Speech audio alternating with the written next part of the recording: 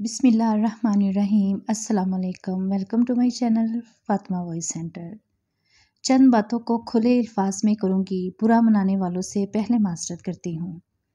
बीवी के लिए अलग घर क्यों?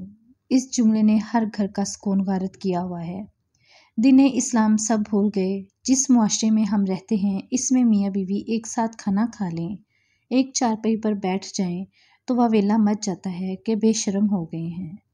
निकाह क्यों हुआ अगर साथ नहीं बैठ सकते तो?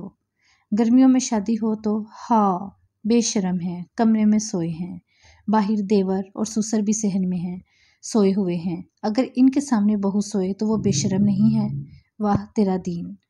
गर्मी सर्दी बीवी बहू भाभी नहा के गीले कपड़ों से घर में फिरती रहे, कोई हर्ज नहीं, और अगर कमरे में रहे तो बेशर्म। वाह तेरा दीन। हमल के दिनों में इतने बड़े पेट के साथ बाहर सब नामहरम के सामने रहे तो खुश, और अगर शर्म करे तो कहा जाता है ये बड़ी हाजन है कि हमने बच्चे नहीं जने। वाह।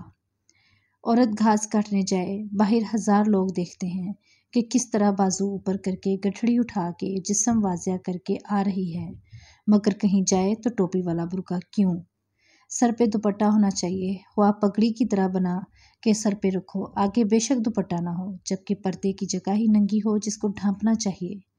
सबसे बढ़कर औरत के लिए मुश्किल वक्त होता है बच्चे को ससुर देवर और घर में आए नामहरम के सामने कपड़े हटा के दूध पिलाना। क्या जवाब दोगे अल्लाह को कि ये सब जायज़ था? नहीं जायज़ था तो 4 दीवारी जायज़ नहीं थी। सबके सामने घर की इज्जत दंदनाती फिरे तो अल्लाह ने नामहरम क्यों वाजिया किए? क्या दीन में इन सब बातों को देखते हुए औरत के लिए 4 दीवारी, पर्दा अलग, खर्च, खामद के साथ बैठने, हंसी मजाक करने का, साथ खाना खाने का हक कुछ नहीं दिया? या दिया है तो नामहरम रिश्तों के सामने रहो तो खुश, और खामद के साथ बैठ जाओ तो औरत खराब? क्यों? मर्द अपने घर के नामहरम से औरत को तहफ़्फ़ुज़ और पर्दा नहीं दिला सकता। अल्लाह को क्या जवाब दोगे जब तुम्हारी बीवी बेपर्दा होकर ससुर और देवर के सामने तुम्हारे बच्चे को दूध पिलाती रही? और अगर खामद अपनी बीवी को ये सब तहफ़्फ़ुज़ात दे तो सब इससे तल्लुक़ क्यों ख़त्म कर देते हैं? अगर मैं गलत हूँ तो मेरी इस्लाह की जाए। जज़ाकल्लाह।